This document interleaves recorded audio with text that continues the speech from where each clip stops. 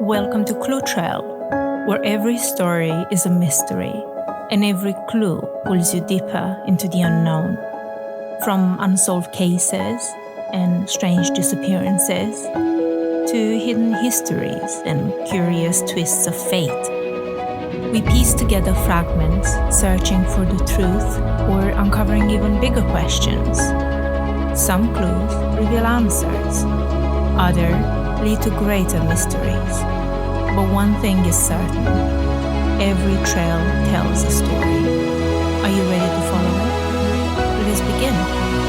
And if you enjoy Clue Trail, please take a moment to leave us a rating or a review. It helps more curious minds like yours find the show.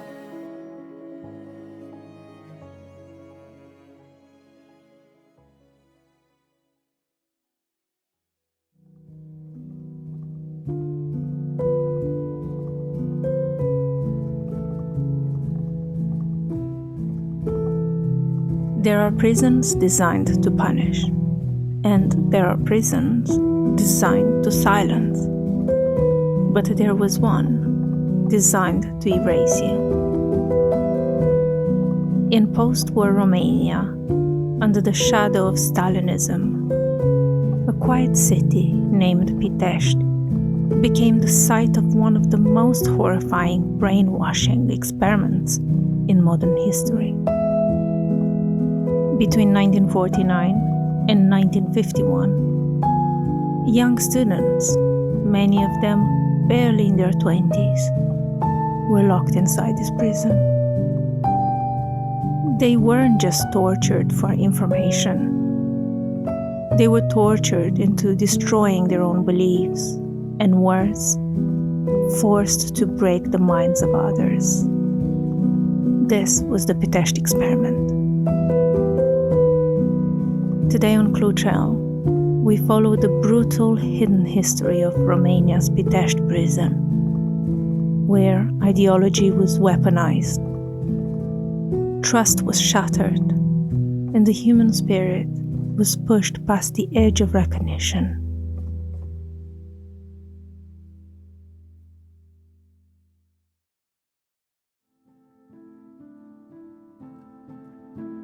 To understand what happened at Pitești, we have to understand the world in which it was born.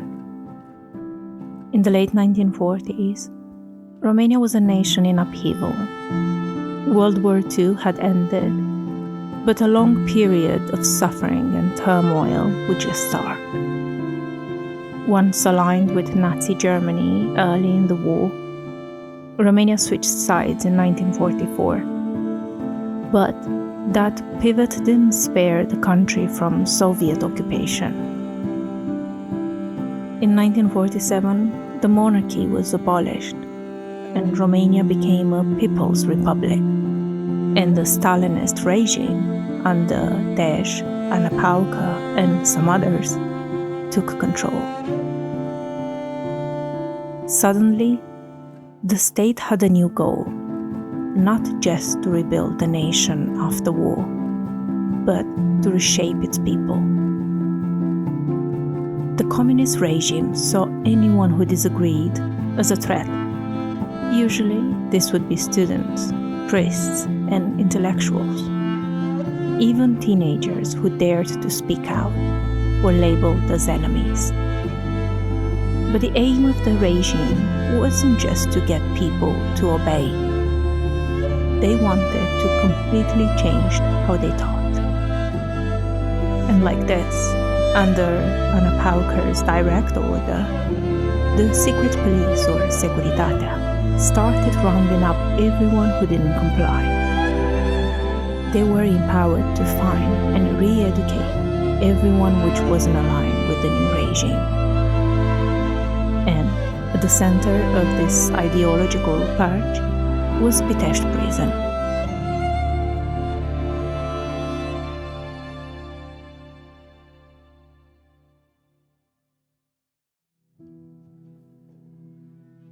The experiment actually didn't start at Pitești. A lighter version of it started at another prison, although the atrocity performed there were not quite as extreme yet. What it did do instead is breed a new form of monsters, in the shape of Eugen Țurcanu and his group of cronies, which moved to Pitești to start the experiment.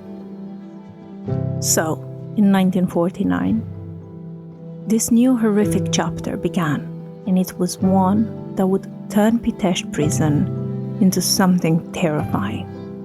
It was called re-education, but that word barely scratches the surface. What unfolded was an education. It was an experiment in psychological and physical destruction.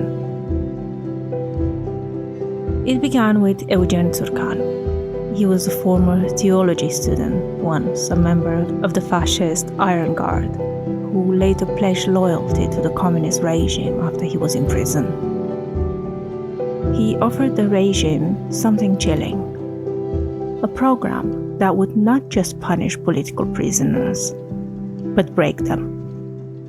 The concept was simple: use prisoners to torture other prisoners, force them to renounce their beliefs, denounce friends and family, and confess to fabricated crimes. Then, have them become torturers themselves. Prisoners were beaten relentlessly, deprived of food, water, and sleep. They were made to eat their own feces, endure mock executions, or forced to physically assault others. Some were forced to mock their religion, urinating on sacred texts or confessing imaginary sins, all under the watch of Țurcanu and his re-education team, fellow inmates turned brutal enforcers. And the guards, they knew, they even allowed it, and in many cases, they directed it. This was state-sponsored sadism, designed not just to destroy the body. And it all took place behind the thick walls of Pitești.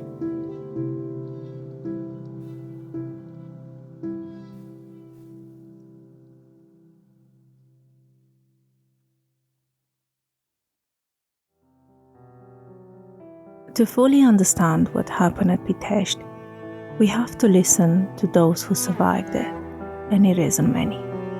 Because the worst horrors weren't just physical, they were psychological, designed to erase identity, loyalty, even memory.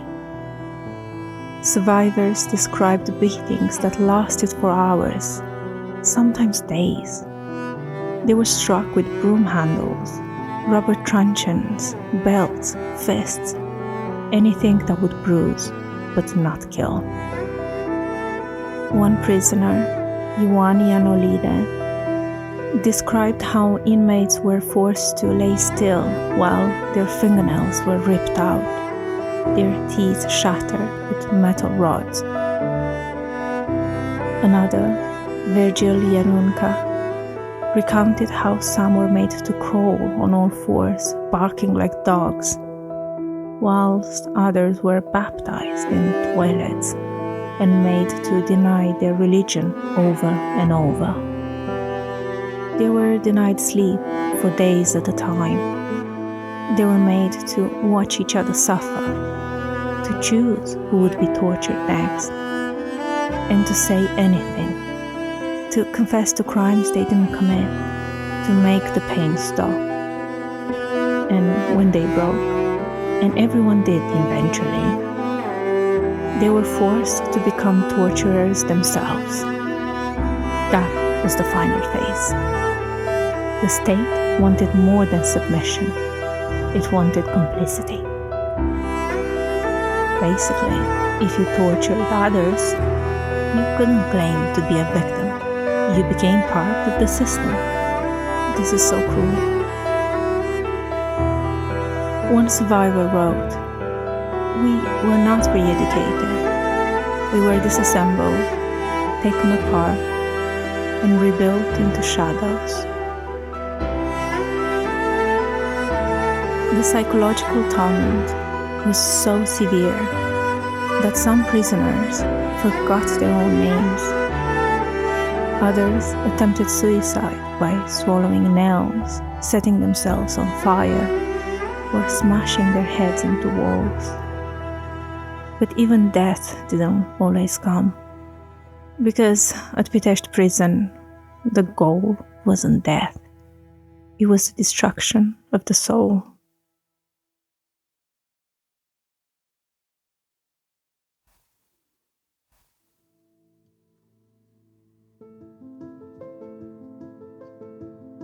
For nearly 3 years, what happened inside Pitești Prison went unseen by the public.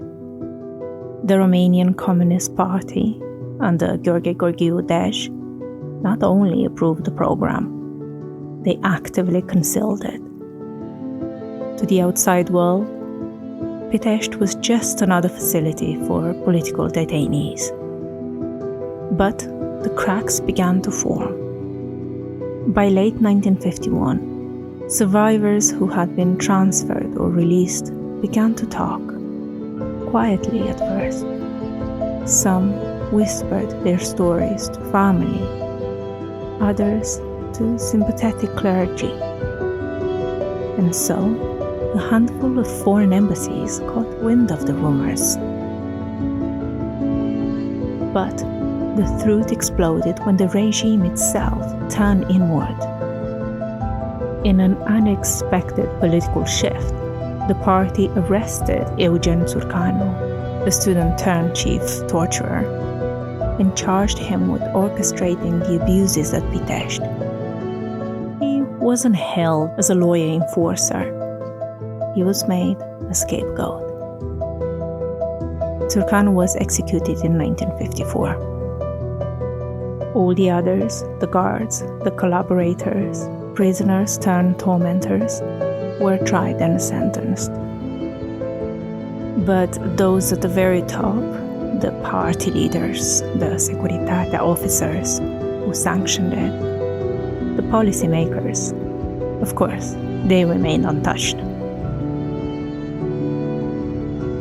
The regime later painted the horror as an isolated incident, a rogue operation, they claim. It was only a man's madness, a deviation from socialism, not a feature of it. The truth, of course, was far more disturbing. Pitești wasn't an accident. It was a method, it was planned and funded and protected by those leaders. And after the executions and the show trials, the subject just disappeared. Pitești was buried. First by fear, then by silence.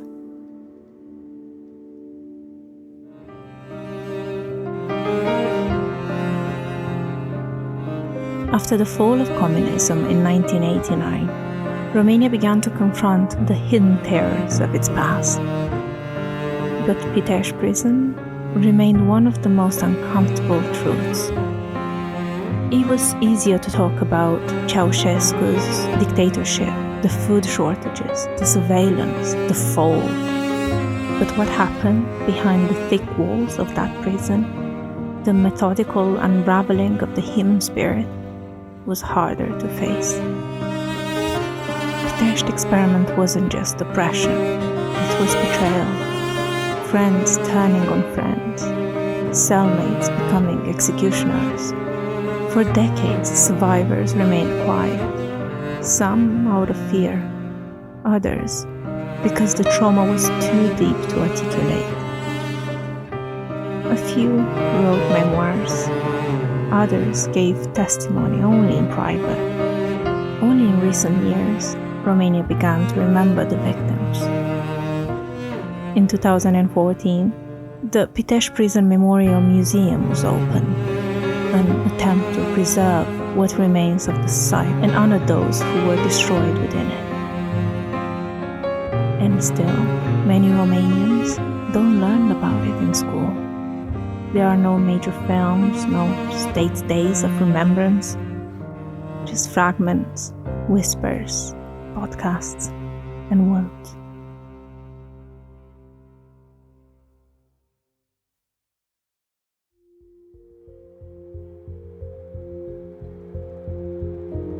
Pitești Prison wasn't just a place where men were tortured.